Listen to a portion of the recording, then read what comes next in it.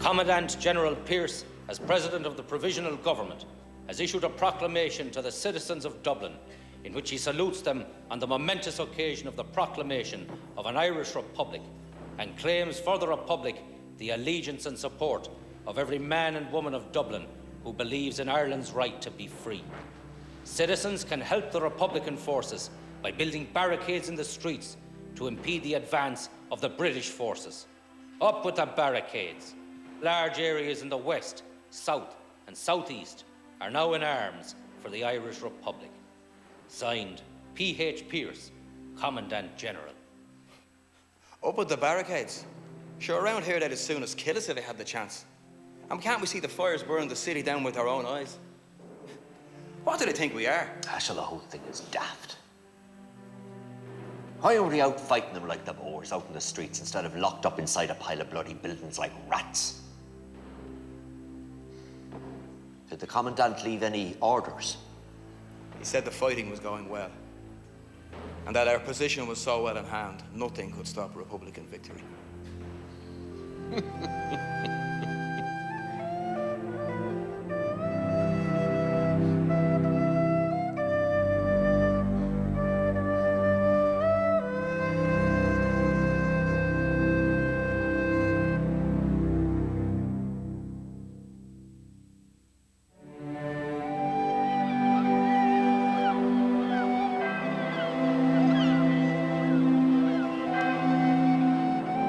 Rugag John McBride ag Arna Mart chun do bhío sa bhliain 1865. Ceanna thuirlingis a bhíon athair, agus dás John as a chathair drathár a níos sa siop an tailig a bhí suite chéana chathair na Mart. Major John McBride was born into the aftermath of the famine. The Mayo area had suffered quite extensively during the famine. Westport was actually a portal town, and a lot of the people that were making their escape from the famine had to pass through Westport. So it's into that background that McBride appears as a child, and all the children were brought up devout Catholics and nationalists at the time. One of the first areas of his life that you really see him coming to the fore as a future nationalist was when he was 15 years of age, when Charles Stewart Parnell came to Westport to speak. Hundreds, thousands of people had gathered to hear this speech by this great man who was promoting Home Rule and a number of other Irish issues at the time. And McBride made his way to the stage and listened very intently to what Parnell had to say. And from that moment on, he seemed to have been indoctrinated with this idea of an independent Ireland. Nuair a d'fhág McBride an scoil, fuair sé post a siopa éadaí sa gcaisleán riamhach chun do Roscomáin, agus is anseo chuir sé aithne ar an IRB don chéad uair. Cumann rúnda faoi bhean a raibh sé mar aimimeacha poblacht éireannach a bhaint amach ag úsáid an láimhláidir mar bhóbar tíochta.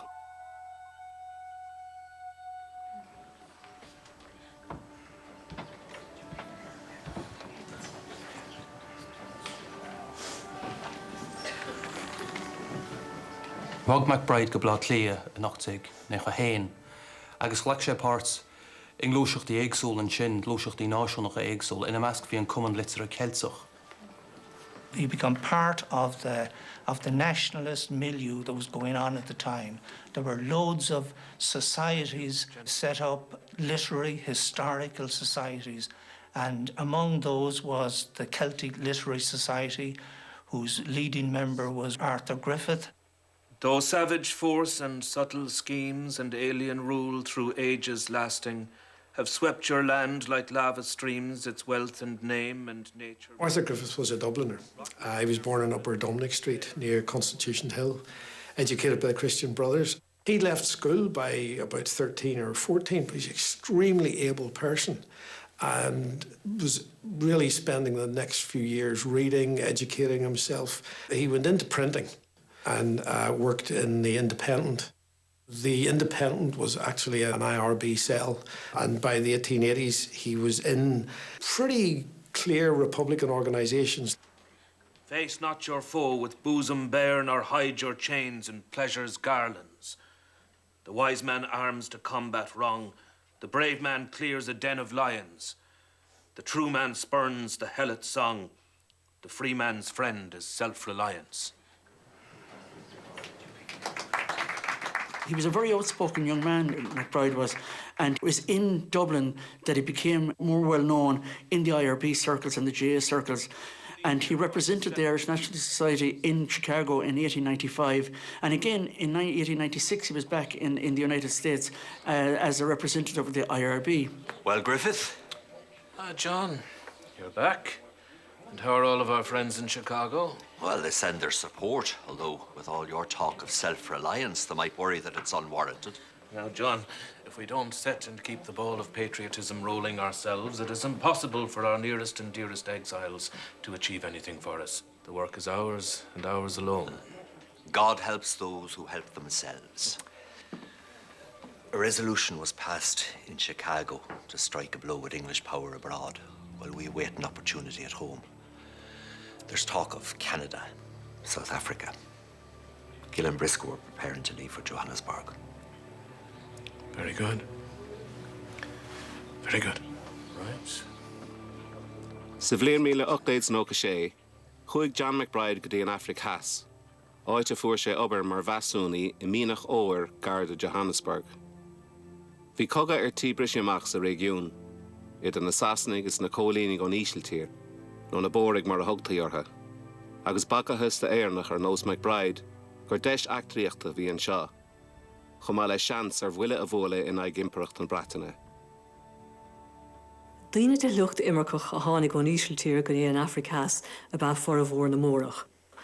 Agus I lár an néocéadíag, d'éirigh le rá phoblacht bheag an asplacha bhanó bíad sin an Transvaal agus an Orange Free State. Ach dréir mar a bhí impaireacht an Bratainine ag dulchan cín in eisceart na Hafraice d'éirigh tanas idir cólínig na Bratainine agus na bórig. Nis bhí rá gné a bhaint leis an tanas seo, ar a géadal siad bhí cóchtaí órapacha go mór in ámíocht lena chéile I go bainte sin péiscéile san Afric.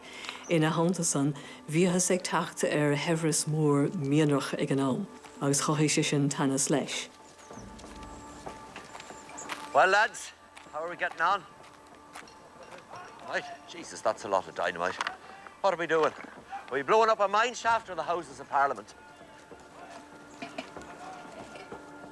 There was a small war, 1880, 1881, the Boers trying to force the British back out again. And things really did hot up again in the 1890s because the British became more and more interested, strangely enough, because of the discovery of gold and diamonds. Jesus! Griffith! How are you doing? You're welcome. How are you? 'Tis well you're looking. You look great. Come inside. Come in, I'll take this for you. Come in. Well, I dús na nógadí bhí timpeall 6,000 éarnach san Afric Heas. D'éirigh go málam ar phobal imirceach, bhd níos fearr ná mar d'éirigh le héarnig a chuaig dtí an Ratan nó cuid fearr chuaig American. Firs na fití is mó tháinig amach an son agus bhí scileanna ag go bhór. Chuir muinte na héireann anna hí mar fad sa chugad. Dar lóg raibh misneach úntach ag an pobal beag mórach seo, an náisiún beag seo, seasamhain ag na himpreachta. So the trip was all right? It was long, John. It was very long. It was generally known that there was going to be a war, that a war was impending out there. And that was one of the main theatres where advanced nationalists could, if you like, have a go at Britain or British power. You would have thought that after the Jameson fiasco that would have been the end of it. But the English seemed determined to start a war at all costs. Well, I'm determined that on this occasion, the Irish men of the Veldt will not miss an opportunity fighting alongside the republics against the English. Bhí pobal éireannach sách mór san Afric Heas faoin am seo, agus in 1898 bhí go leor go baintach ag gomóra ar éireamach na néireannach aontaí céad bliain roimhe. Bhí McBride páirteach sa gomóra sin, agus is dóigh go bheith sin a rud a thug le chéile iad ar bhún politúil, agus na ceangal a rinne beag an am sin iad na ceangal ar bhunna McBride an brigád éireannach chorb nuair a thosa cogan na mórach in 1899. I spoke to the Boer government about it. I offered to bring as many men from the USA and Ireland as they could arm. Now, they declined the offer, but they said that they'd be willing to use the services of the Irishmen already in the Transvaal. I was hoping I might be able to call on your organisational abilities in all of this. You could organise a society, an Irish society of some sort. McBride's major work, which showed his capabilities, was his organisation of the Irish Transvaal Brigade when he knew for sure that the Second Boer War was going to take place. And he organised meetings in Pretoria and in Johannesburg to float the idea that there should be an Irish effort with the Boers in the Boer War.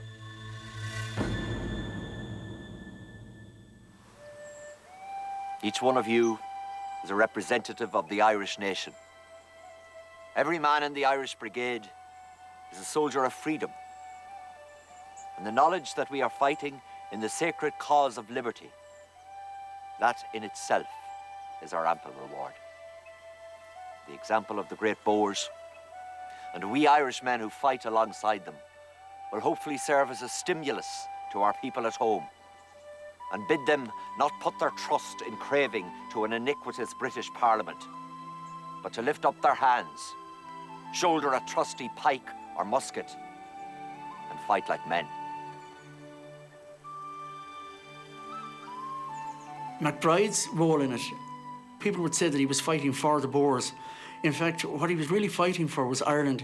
He felt that any place he could strike a blow against the British was good enough for him.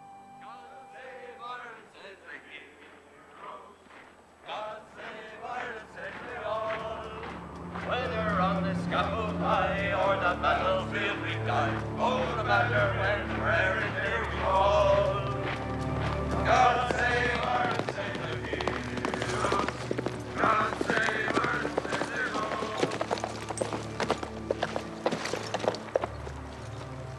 On the afternoon of the 6th of October, the anniversary of Parnell's death, the brigade was ready to start for the front. On the morning of the 20th, we marched on Dundee, and the brigade received its baptism of fire.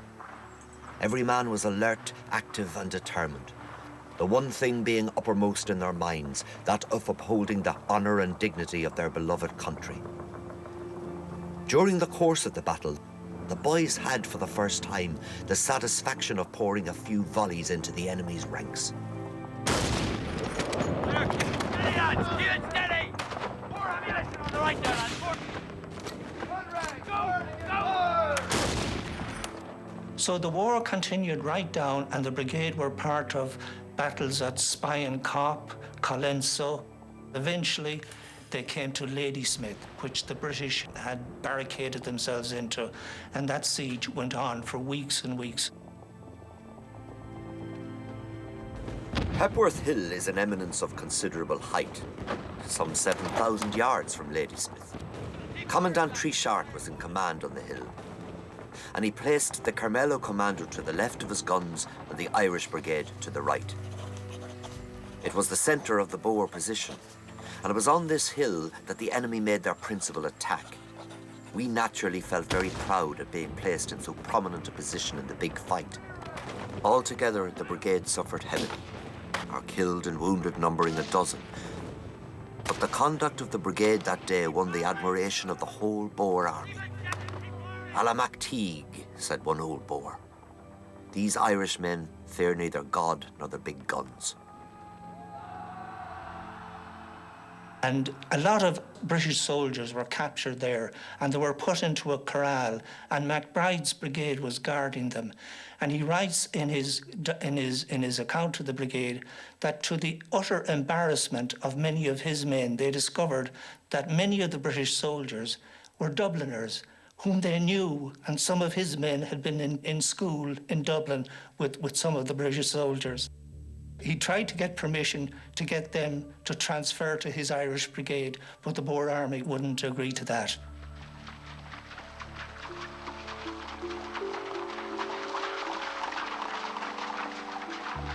The war went on, and Major John McBride fought at a number of engagements, and he was singled out as the officer to protect their big guns outside the siege of Ladysmith.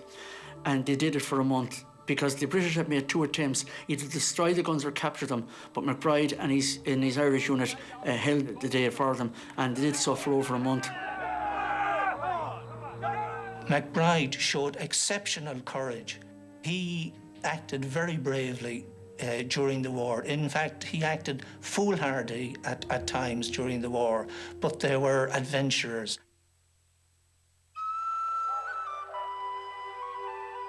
Bhí cáil McBride sa bhaile in éireann freisin, de bhar a chud gascíocht a rig cogadh na mórach.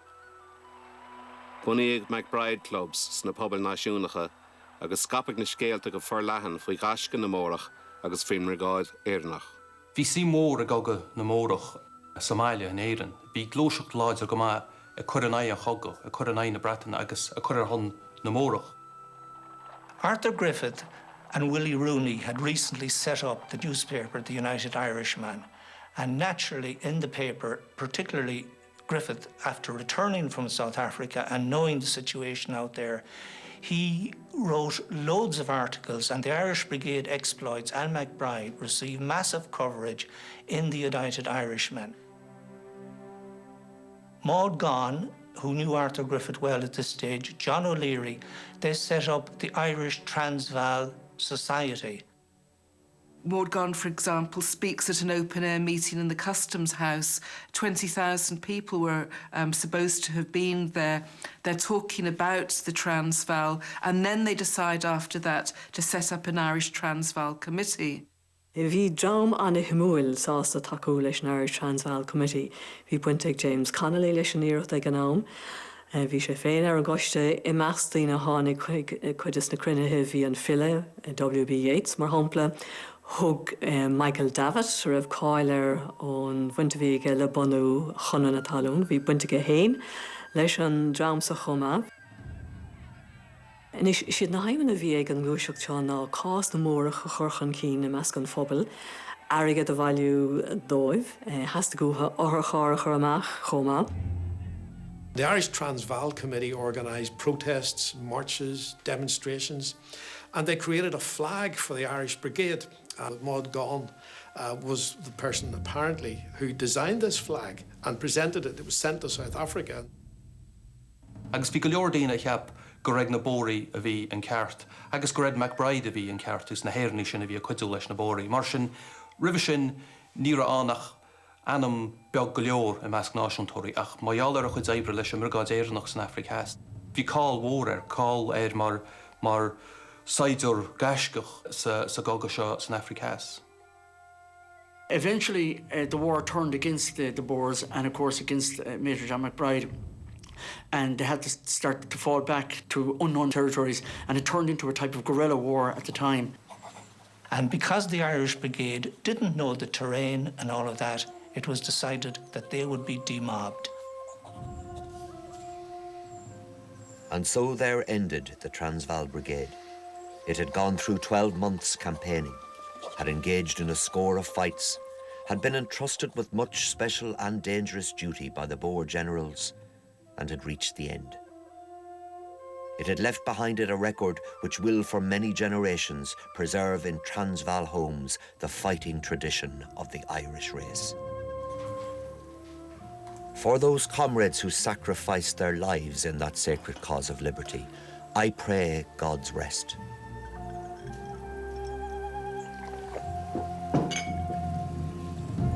To those who worked so unselfishly together, who made a laugh of trouble and a jest of pain, and who are still living in the hope of doing as much or more for our own land. I pray that we may meet once more again under that flag of ours in a struggle even nearer and dearer to our hearts.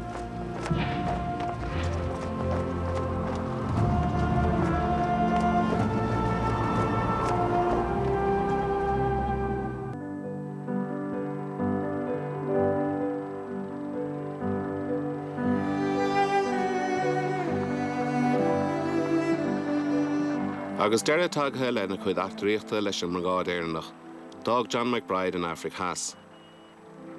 Ní raibh sin an file ar éireann ar agla go ngáilfaí é, agus mar sin I bhór na bliana 1900, thug sé aig ar Forras na Franca. The war in Africa is not over. The English still have Devet to deal with, but most of the foreign volunteers have been sent home and the Irish Brigade has been disbanded because the war is reaching a new phase. It's guerrilla warfare now, and only those... When he arrived in Paris, Griffith was there to meet him. John O'Leary was there to meet him. But interestingly enough, Maud Gonne was also there. And Maud Gonne has described meeting McBride as one of the greatest moments of her life, because at that stage she was a confirmed Irish nationalist and a confirmed physical force Irish nationalist. And here she was meeting in the flesh somebody who had actually taken on the British Empire with arms. Landscape can be of help. So I thought I'd try and come back and take a hand in things in Ireland, but alas. Major, I consider you have done more for Ireland by organising the Irish Brigade in the Transvaal than any other living man. You saved Ireland's honour in a time of need, and it is this course of action that should be rewarded. When she sees him, she sees what she sees is a soldier, somebody who's burnt from the African sun, somebody who's looked at the British down the barrel of a gun, but somebody also who's been a soldier, and her dearly loved father was a soldier, and I think subliminally there's that kind of connection and excitement as well. Bhí clú agus cáil Maud Gonne ó thaobh cúisina náisiúnach, sóisialach agus feminacha sin éireann.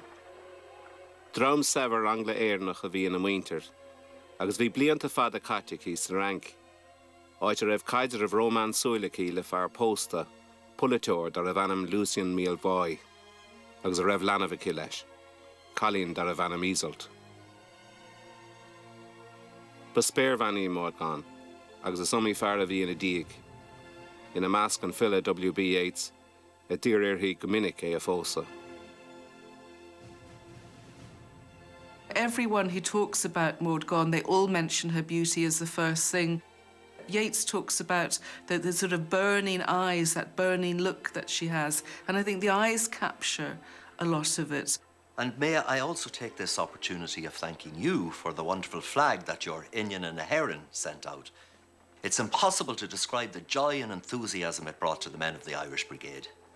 It truly swelled their hearts.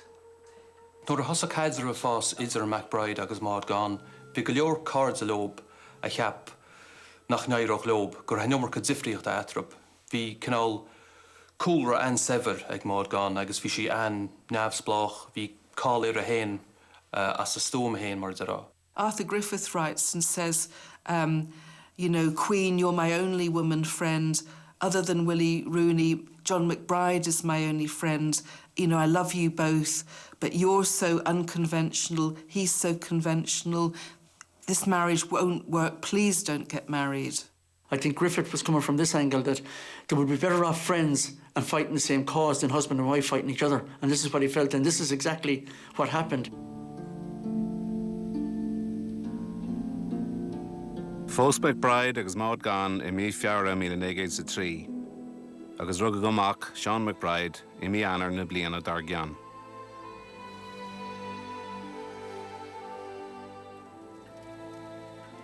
It doesn't really work out. They're not that compatible. There's always been rumours that John McBride's a heavy drinker, and that's not something that Maud Gonne is used to, likes, or can tolerate. So she continues her life very much as it was, and she starts to confide in Yeats as well that things aren't so good.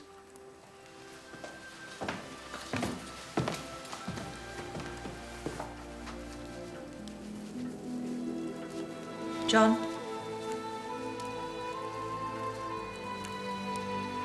I'm leaving to join the others.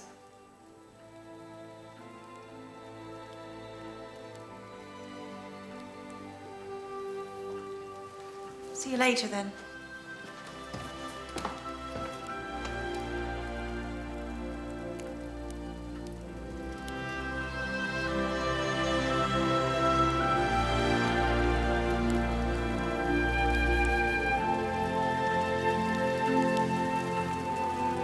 Ah, je connais actuellement cette chanteuse qui connaît quelques morceaux de la Valkyrie et qui la chanterait mieux que la Bréval, mais elle ne sera jamais... Ceann na rudí a chorascha McBride gur raibh Maud Gonne fós a dangháil le fíor eile, le Lucian Míl Bhai mar hampla Polatóir Francach. Bhí sé dangol fósla na cara W.B. Yeats in fille, fear nach ra Giannar Beheg McBride Ceap McBride go mar cheart go scarach mar gan nach mar éon angol eice leis na fir seo hille go mar angol eice leisin agus leisin amháin. Bhí si sé neamhsblach ar a chuile bhealach ó heh cuasaí eachnaíochta ó heh an ról a bhí eice gursaí peibli agus mar sin. So, McBride, how do you enjoy Paris? Do you like operas? Not particularly. So, how do you spend your time? I have a job. I found out today, in fact, with Laffin of the American Sun. John, that man is pro-British and was nearly expelled by the French. That's nonsense. Sure, the French see spies everywhere. He's not a bad sort, and he's Irish. I've been converting him and his family to Irish republicanism. Well, I think it's strange he's taken you on as a secretary. I mean, how can you help him in his work with your bad French? I'll manage. Sure, with a bit of practice, it'll become at least as adequate as your Irish.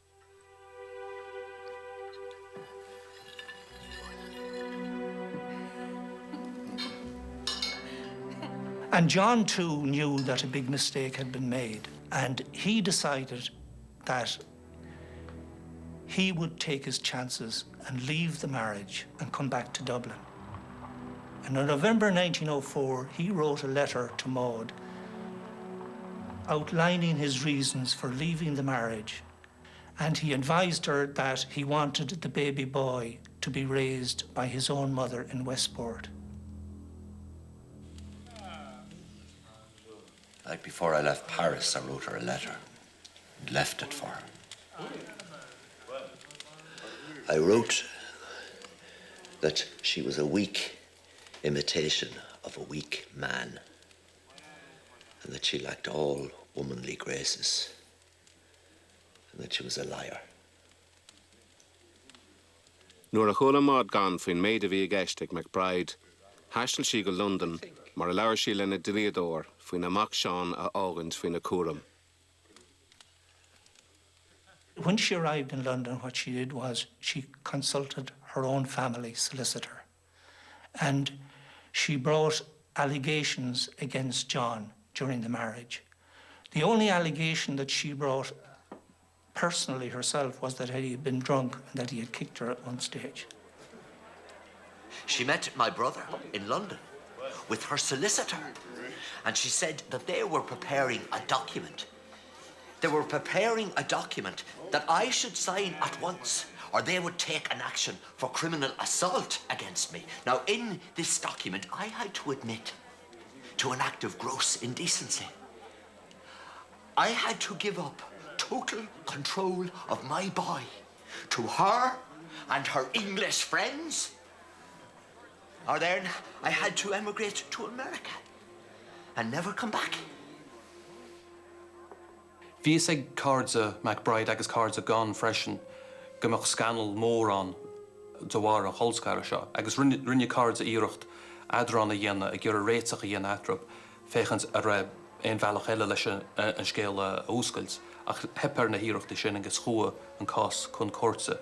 An sin bhí scéalta gáfacha ar na nóchtán sa bhranc agus an éireann faoin méid a dóramh sa gcóirt faoin na rudaí a chuireadh le a chéile agus Haran se seo scannal níomháin ar mert ach ar a gúis náisiúnach gar íre agus bunan rud a chorasca leordaoine.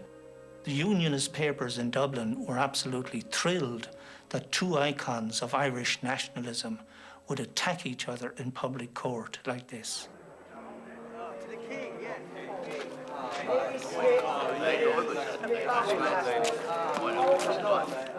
The divorce case did damage John McBride, because these sort of allegations about wife beating and molesting her daughter and so on did damage McBride, and you know he was no longer someone that could be held up as an example of Irish nationalism.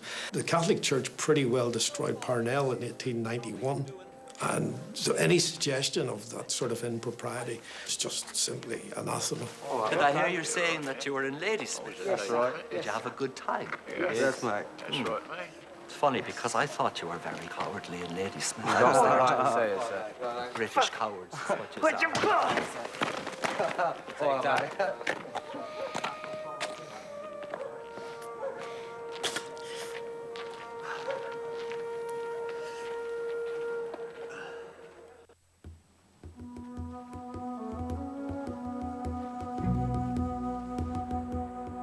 Fu 1907 bhí John McBride filte ar éireann den uair dhearnach, agus é na chónaíim leat lia le Fred Allen, Shanna Charna McBride agus Canara ard chóirla an IRB. I rithan ama seo, bhí drama níos óige agus níos brúdúla ag chur cumann uair an IRB, drama bhí díirithe ar phlean níos éifeachtaí a legan amach an agréocht. Ar an céadán síos bhí achóirú déanta ag an IRB, agus bhí daoine cosúla Tom Clark ag Sean Dearmadta, ag iarraigh achóirú dhéanamh ar an ngluaiseacht chun poblacht do bhainteach uair éigean. Agus beléir dá méidís chunéis sin dhéanamh go gahadéis daoine a chruileáil daoine ó olabhú chuige. Bhí Fred Allen ar cheanaireacht an bhráthachas le fada, ach bhreanna daoine mar Clark agus Dearmadta ar Allen mar hamplogan seansrám bechóra churamach. Agus bhreanna siad ar McBride ar chuine a bhain leis an glún sin ba chearta chur a leataí. The meeting's been cancelled. Why? I wanted to talk to you, Major. About what? You'll be receiving instruction regarding your future involvement with the movement. You played a very important role. Thank you for your contribution.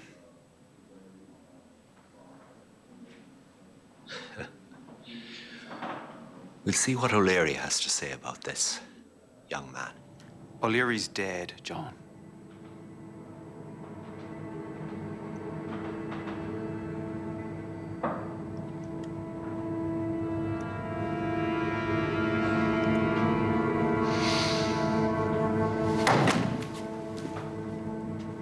McBride was devastated after the death of O'Leary.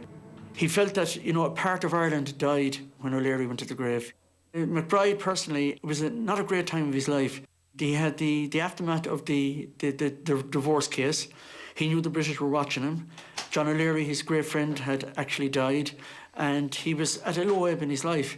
And the drinking didn't help, obviously, but he found sustenance in the bottle from time to time.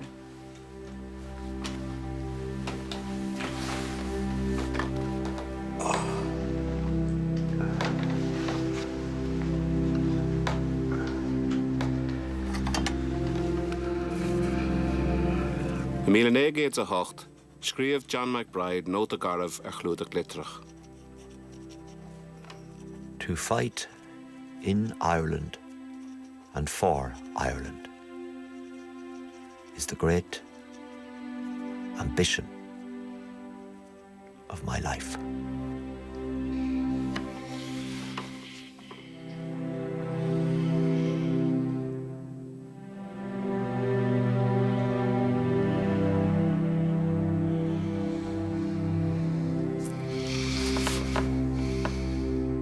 Bhí súlaige obaráil rud nach raige.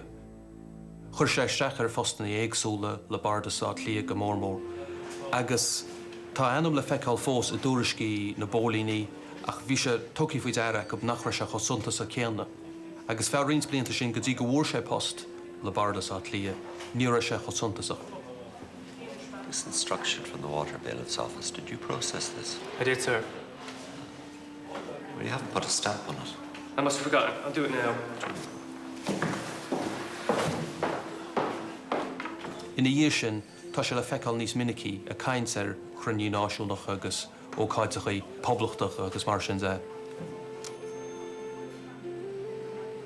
Cé go raibh McBride brúte amachchas ard chóirla an IRB, bhí buinte ge fós le cuasaí polítíochta, agus dan sé na chóghóile ag ceannarí nua mílite an bhráthachais. Leabhar sé le linn slógaí poblachtacha agus theas sé taobh le Pádraig McPíris as é a tuairt na hóráide ag sochrad ó Donovan Rasa. Ach ní raibh buint ná Pádraig McBride I monú ná a bharbert na nóglach, ná leis an ggóir le bhílite a dagraigh éirí amach na cásca 1916. Through her secret revolutionary organization, the Irish Republican Brotherhood, and through her open military organisations, the Irish Volunteers and the Irish Citizen Army. The 1916 Rising, it was a conspiracy within a conspiracy. The conspirators were all members of the IRB and many of them members of the Irish Volunteers. But the small organising group were a conspiracy within that again. Hick McBride greibh rud éigean le tarlú ach níor tugadh éolas dó faoin plán gan áras bhí mór chuid rúndachta ag buint leis an plán péis géala agus níiad fiolas a thuairtó siúd agus drotheistear mar der leis an ólachán. Ach is cosúil gur denna géireacht dá le daingháil leis nuair a bhí an tairgeamach ar siúl. Bhí éiríamach le tarlú dónach cásca ar dús agus chunig daoine McBride is slóga le slua óglach i lár na cathrach. Mar sin cai sé gur dúramh leis gur a éiríamach le tarlú. Nuair a cuireann an tairgeamach ar ceall an lá sin d'imime sé. Is cosúil nar chúla sé gur raibh sé le tosaí arís luan cásca.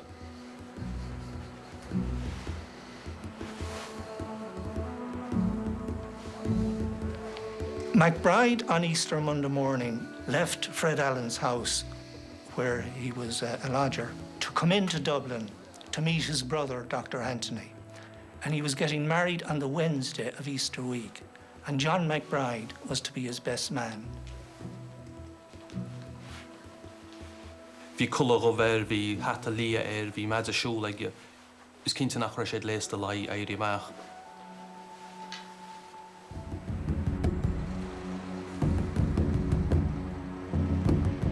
Geraldine Plunkett, Joseph Plunkett's sister, she was staying in the Imperial Hotel opposite the GPO. After Pearse had read the proclamation and they were entering the building, a car arrived and she said the man that stepped out of it was Major John McBride. And she said he was dressed in civilian clothes and he spoke with some of the IRB men that were outside the GPO. And the next we heard of McBride is at St. Stephen's Green, where he announces himself to Thomas McDonagh. McDonagh. McBride. Ag man lei luan cásca, chruinnig Thomas McDonagh agus céad chuige fearr ón dara cathlán dóglaigh na hÉireann I bheithe Stíomhna. Tá go ordú dóibh monarcha briscí Jacob a gháil, fuargan of daingan docht a bhí lonathe cúpla sráid an ann ó athe Stíomhna. I measc na nóglach an raidian áirithe sin, bhí fearr dar a bhanam Padar Carney. De clucht náisiúntóirí do mé cheanna ar kind of Padar Carney. Agus bhí baint aige leis na mór glúiseachtaí náisiúnta. Bhí sé sa chumann rúnda an IRB agus agus bhí sé go gníomhach an. Agus bhí ar teach le chéile ag Boris Ráidgráf ag fathe Stíomhna an son. Agus ar nói níor an complecht go léir an, neadar cé bhéideach plúiríon beag den complecht a thuirla le chéile ag an amsan, agus idir ag feitheamh de dóideag. Agus an sin a níag san na chuad ar go Monica Jacobs. Cam Hunter, why don't you type this order for me, Mashdala? Cheap McDonagh McBride mar leas cheannasaí ar Garstone Jacobs ar a buinse bhí an tardú clóscríofa ar honrasc sa chuid cóla Jacob mar sin is cosúil gur cinenne a rinneamh ar a buinse. Agus ar nó bhíonar sin cáil ar McBride mar cheanar a mílete. Gur a cíl leis ar bhealach go gap bhí le post mar sin a chólaíonna. You should place a couple of marksmen on the towers above us. They command Portobello Bridge and have clear views down to Portobello Barracks, Dublin Castle and St. Stephen's Green. If you want to hold this area, you need to control those approaches. Now, the Jacobs factory had two huge towers and snipers occupied that, and one sharpshooter alone inflicted something like 20 casualties in the first hours of the fighting. Bring them here now. Yes, sir. How many men are out exactly? I counted 108 with us on the green, as well as a few coming on and some Fianna. But men are arriving all the time. Currently, I'd say we have roughly 150 men. Most of the action that took place in Jacobs during that week were actually sorties out of Jacobs, attacking British here and there. And many of them were led by McBride himself. Ar an omláin caithfar rá gur saoil cuiseach bog an Monacha Jacobs ag go buinte sin go luath tar éis dóibh an fuirgan a bháil thosaigh siad ag scuile le buin saidúirí a chuig haar braid. Ach in dhéag sin ní a bhéon bheart mór le déanamh chu ar ina seachtainna ní a poin le déanamh chu chuid bhd an nám. Tá tuairiscí a going ar cheorcail stadéir a bhí ar bon ann mar sin i gúmparáid lena ggó lacathe a bhí sa South Dublin Union le éiminn ceant mar hampla nó in order fi go fuisníar a brúrómhúr ortha ar ina seachtainna go léir. Proclamation to the citizens of Dublin, in which he salutes them on the momentous occasion of the proclamation of an Irish Republic and claims for the Republic the allegiance and support of every man and woman of Dublin who believes in Ireland's right to be free. Citizens can help the Republican forces by building barricades in the streets to impede the advance of the British forces. Up with the barricades. Reports to hand from the country show that Dublin's call is being responded to and that large areas in the west, south and southeast are now in arms for the Irish Republic. Signed, P.H. Pearce, Commandant General. Up with the barricades. Sure, around here they'd as soon as kill us if they had the chance. And can't we see the fires burn the city down with our own eyes? What do they think we are? So the whole thing is daft. Why are we out fighting them like the boars out in the streets instead of locked up inside a pile of bloody buildings like rats? Did the Commandant leave any orders? He said the fighting was going well, and that our position was so well in hand, nothing could stop a Republican victory.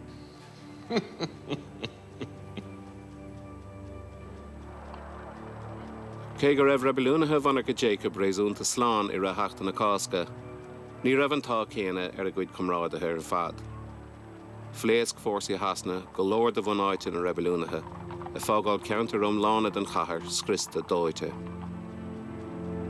Ón dúna bhí acá monarcha Jacob, hí na rebelúnathe in an na tinte a eáil ag scapa ar fud na cathrach.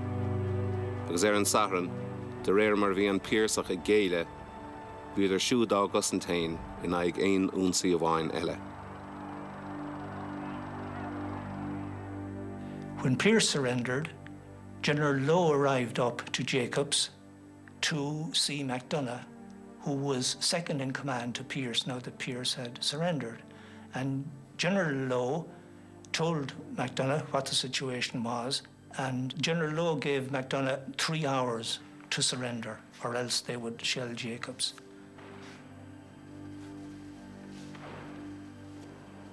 We're going to surrender. What? Pearse has already surrendered at the GPO. Commandants De Valera and Kent are surrendering as we speak. If we remain here, many lives will be sacrificed. Nuair a tháinig an tardú géilsa ag Jacobs, dúirt McBride ar dús go raibh sé glan an aghaidh agus go ndéanann sé gachra ar a chumas chuir an aghaidh an dhéile seo. Well, the rest of you can surrender if you like. I'm not handing myself over to be shot. You ought to be ashamed of yourself. Stand your ground like a man. Boys, liberty is a priceless thing. If you get your chance, take it. I would. Only my liberty days are over. This is my second time to fight against the English. I've looked down their rifles before. But you lads are young, and if you live, you'll get a second chance too. Only take my advice. The next time, don't allow yourselves to be locked up inside the walls of a building. Good luck. Docudrama, bhí sé caint le McBride agus dúirt an sa chuntas John McBride nach ra aon chana seans aige gur an cáil sin ar McBride bhí isaige go raibh sé go nervhí chun bá sé. Ach dúir sé leis na bhíor aine tá an éalaigí.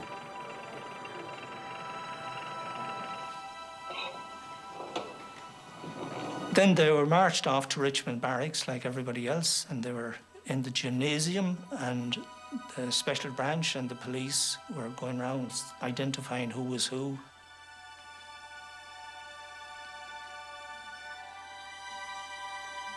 Thug ar na breatna faoi deara buinse nach mó gur prísúnach táhaach ag gur John McBride ina láha.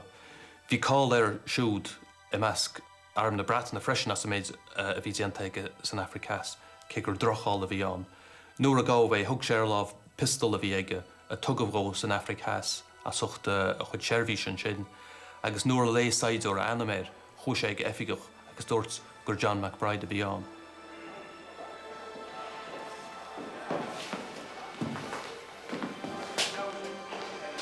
John McBride, you are charged with taking part in an armed rebellion and in the waging of war against His Majesty the King, such act being of such a nature as to be calculated to be prejudicial to the defence of the realm and being done with the intention and for the purpose of assisting the enemy. How do you plead? Not guilty. Let the record show that the accused has entered the plea of not guilty. The prosecution calls... Sílim gur a baint mhór ag go méid a rinne McBride san Africas leis an breith a tugabéir. Is cínsa gur a arm na bratainna ag gur a díoltas a bhaint as, maiall ar a méid a rinne sé an ai ribhe sin. Is dóigh go mreanach arm na bratainna ar McBride mar náhuid mhór fearr a thrud in an ai go díirech, ní bhaint san Africas ach a ríistenis im lá clia agus bhí fún mór orb siúd teapan a churchan báis, díoltas a bhainte as maiall ar méid a rinne sé. On the morning of Easter Monday, I left my home in Glenageary with the intention of meeting my brother, who was planning to come to Dublin to get married. In waiting around town, I walked up to St. Stephen's Green. There I saw a band of Irish volunteers. General Blackadder, who was president of the court, had known of McBride and had actually been in the Boer War himself, on the British side, obviously. And he said that he felt that McBride was the lowest thing that ever crawled prior to the court case. But he said after the court case, he said, he had to admire the man and he would remove his hat to honour him, he said, that his courage and bravery, he was totally taken by it. I do not say any of this in the hope that it will mitigate any penalties you would like to impose on me. I am merely stating my position in the matter. When he was taken out to the yard, he met Sean T. O'Kelly. So the sentence hadn't been passed at that stage.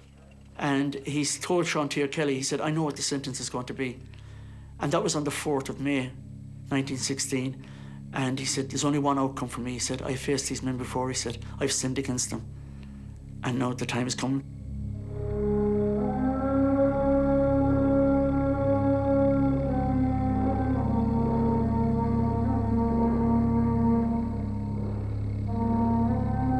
Tá nóta a scríomh John McBride in 1908 a dúirt go bhí an cuspó mór a bhí aige na héal trud in éireann ar thon na héireann. Agus scríobh sé méid sin nuair a bhí sé tití síos ar bhealach nach raibh sé chud suntas a chorbe, nach raibh sé chud lárnach san glóiseach náisiúnach is a bhí. Ach is léir gur raibh an fún sin ar a riamh feadh híal ar fad agus 8 mbliana ina dhiaidh sin nuair a fuair sé an deis an cuspóir sin a bhaint amach rinne sé thrud sé in éireann ar thon na héireann. When all beside a vigil keen, the west's asleep, the west's asleep. Alas and well, may Erin weep when Connacht lie in slumber deep. Maud gone. She's in France during the Easter Rising, but she doesn't hear about McBride's execution till she reads about it in the paper. And then she goes over to Sean, who apparently is busy playing with the boat. He's only small still, and says, your father's been shot.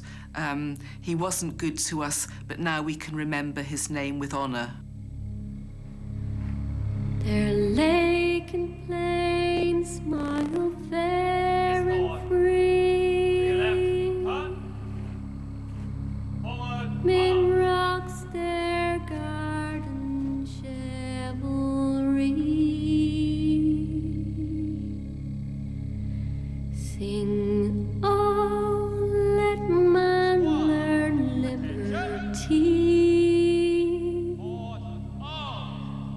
come crashing